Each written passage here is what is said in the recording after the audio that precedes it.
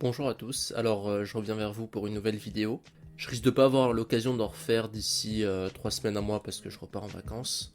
Donc cette fois-ci on va attaquer un sujet duquel j'ai déjà parlé et ce qui a pu d'ailleurs étonner ou choquer certaines personnes parce que j'étais assez catégorique sans forcément expliquer pourquoi. Eh bien je viens du coup vous parler aujourd'hui de tout ce qui est les communautés LGBT, surtout des faits méconnus sur ce phénomène. Des faits scientifiques parce que vous me connaissez, c'est une démarche que j'ai et j'aime beaucoup les statistiques et tout ça. Et aussi parce que c'est peut-être un des éléments de la propagande moderne qui est poussé de la façon peut-être la plus flagrante et intensive aujourd'hui, au point que les gens ont oublié une grande partie de ce que c'est que la réalité de l'homosexualité en fait et des mouvements LGBT. Donc ce que je viens faire ici encore une fois c'est à l'aide d'études et de statistiques, rétablir un petit peu de vérité pour que vous puissiez avoir une vision, on va dire, plus correcte de ce que c'est. Et comme d'habitude, évidemment, je précise, comme c'est donné dans l'introduction, que je n'appelle en aucun cas à la discrimination ou à la haine envers aucun groupe ou aucun individu et que je respecte pleinement les règles de YouTube. Si je fais cette vidéo, c'est purement à but éducatif et pour rétablir certaines vérités. Ah oui, rappelons avant tout ça que les homosexuels et bisexuels correspondent entre 1 et 4% de la population générale. Eh bien, on va commencer par l'aspect peut-être le plus connu sur ce phénomène-là, l'aspect négatif, c'est les effets au niveau de la santé. Juste pour donner quelques statistiques, encore une fois, 69% des nouvelles infections au sida sont des hommes homosexuels. 63% des nouvelles infections à la syphilis sont des hommes homosexuels. Un homme homosexuel a 17 fois plus de chances qu'un homme normal de contracter un cancer de l'anus ou du rectum.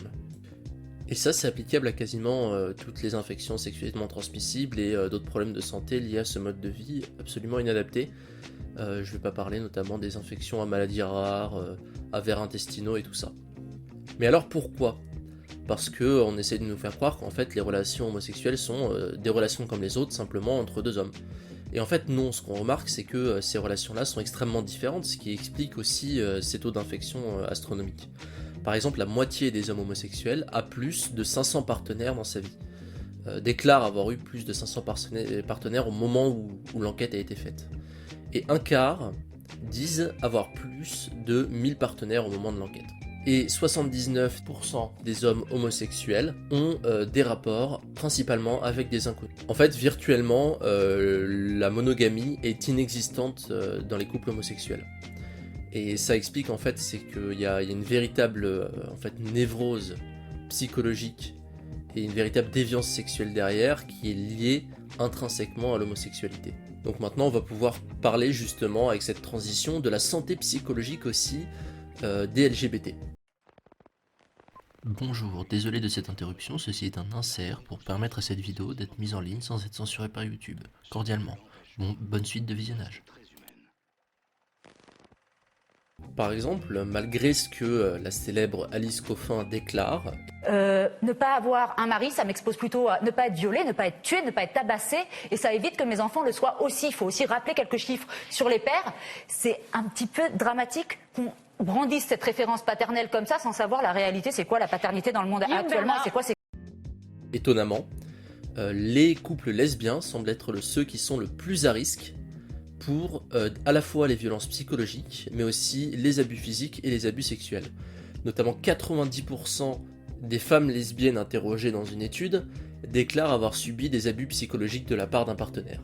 45% déclarent avoir reçu des abus physiques, donc des coups, des intimidations et tout ça. Et 50% des femmes homosexuelles déclarent avoir été abusées par une autre femme sexuellement, et ça que ce soit dans une relation ou simplement dans une rencontre fortuite.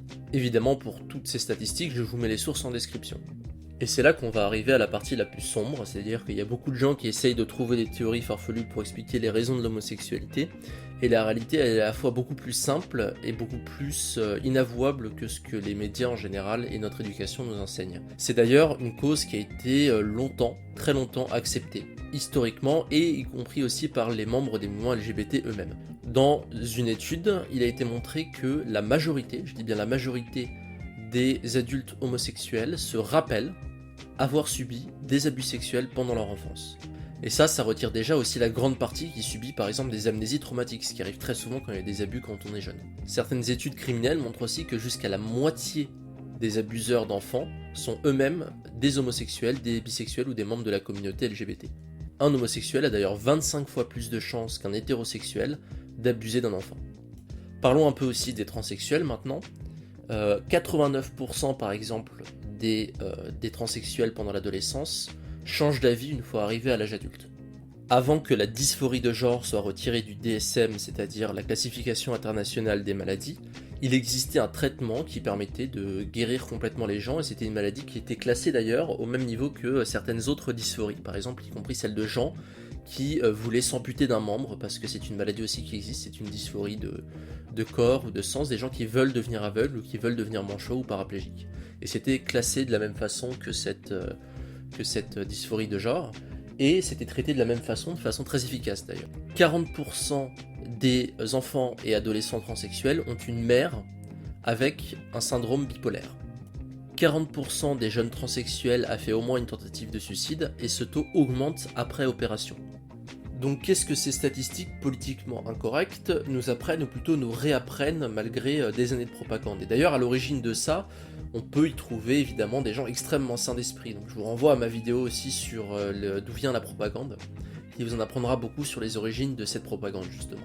Et donc en fait ce qu'on peut apprendre, c'est que les mouvements LGBT, enfin les comportements LGBT, notamment l'homosexualité, la transsexualité et tout ça, sont de graves pathologies mentales qui sont normalisées probablement à des buts politiques par certaines personnes avec des intérêts douteux. Mais que premièrement cela empêche de soigner les graves problèmes derrière, notamment peut-être en traitant psychologiquement par la thérapie les gens qui ont reçu des abus pendant leur enfance. Si on normalise leur maladie, ça peut rester non diagnostiqué et surtout ne pas être traité comme un problème, et donc du coup laisser les gens dans une situation de traumatisme toute leur vie qui va les entraîner dans un mode de vie absolument inadapté et néfaste pour leur santé mentale. Mais aussi cette association, qui a d'ailleurs historiquement toujours été acceptée, hein, c'est-à-dire que le terme pédéraste d'ailleurs venait faire l'équivalent entre les hommes homosexuels et l'attrait pour les jeunes enfants.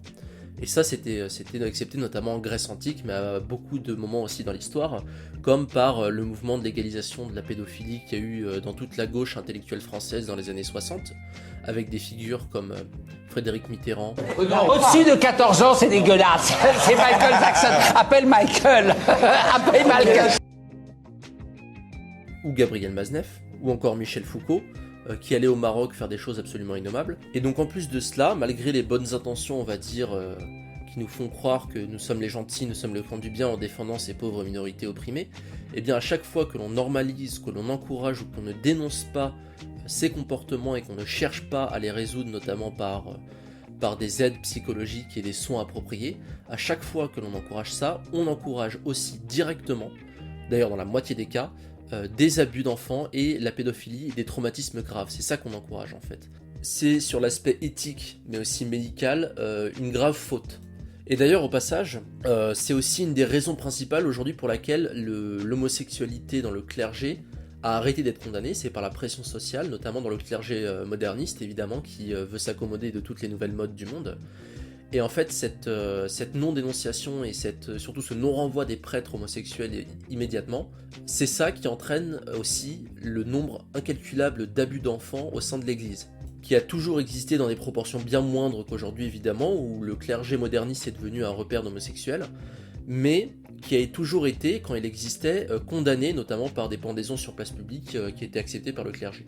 Et pour illustrer ça, je vais vous donner aussi quelques affaires récentes, notamment l'affaire de Desmond alors, qui est une égérie du mouvement des transsexuels et des drag queens aux États-Unis, notamment, et qui a apparu sur beaucoup de programmes télévisés, de documentaires et même des publicités sur Times Square. Et c'est donc le nouvel icône progressiste, et c'est un enfant. Et d'ailleurs dans un livre qui est paru récemment de témoignages de cet enfant, il est décrit notamment comment des enfants se livrent au sexe oral sur des adultes et apprécient cela. Donc voilà ce que c'est que le progressisme. Aussi, beaucoup plus récemment, la semaine dernière, il y a eu une affaire d'un couple homosexuel qui a été agressé en Corse. Donc tous les médias sont là à venir pleurer avec la dénonciation de toutes les figures politiques, médiatiques et tout ça. Mais ce qu'on oublie de dire, en fait, c'est que c'est pas parce qu'ils étaient homosexuels qu'ils se sont fait agresser. C'est parce qu'en fait, l'un d'eux a tenté d'abuser d'un mineur. Une autre affaire intéressante, c'est aux États-Unis cette fois-ci, où un juge et politicien local a décidé de lancer une initiative qui s'appelle Drag Queen Storytime, et dont le but est d'envoyer des drag queens, donc c'est-à-dire des hommes travestis en femmes et en général très peu vêtus, pour faire des lectures d'histoires aux enfants, dans des crèches et dans des maternelles. Donc, excellente idée, vous imaginez bien. Et ce juge-là, donc, qui est politicien local qui a lancé cette initiative, a été arrêté récemment dans une enquête sur de la détention de pédopornographie. Et plusieurs, justement, des lecteurs, des drag queens qui viennent lire aux enfants ces histoires-là, ont déjà été arrêtés et ont un casier judiciaire pour, notamment, exposition indécente envers des enfants. Mais aussi, encore une fois, littéralement des abus sexuels d'enfants. Donc ces gens-là sont envoyés pour lire aux enfants des histoires, voilà. Donc en fait, non seulement à chaque fois que vous pliez aux lois du politiquement correct et à la défense de ce genre de minorités, c'est ce genre de choses que vous poussez, que vous encouragez. Donc c'est certainement pas, et ce sera jamais, un acte positif de défendre ces minorités-là, au-delà peut-être de demander à ce qu'on leur accorde une thérapie adaptée à leurs problèmes. Eh bien, bonnes vacances à tous, et on se revoit le plus vite possible, j'espère, pour une nouvelle vidéo. N'oubliez pas évidemment, encore une fois, de partager cette vidéo, de vous abonner, parce que par exemple ce genre de contenu précisément, pour des arguments et pour, on va dire, ouvrir les yeux à des gens qui sont pas forcément au courant, c'est essentiel, je pense. C'est vraiment des informations de base dont les gens ont besoin. Donc je vous invite encore une fois à partager le plus possible cette vidéo. Évidemment à vous abonner, à laisser des commentaires, à laisser un j'aime sous la vidéo, tout ce qui peut aider au référencement. Parce que c'est le genre de message qui est essentiel.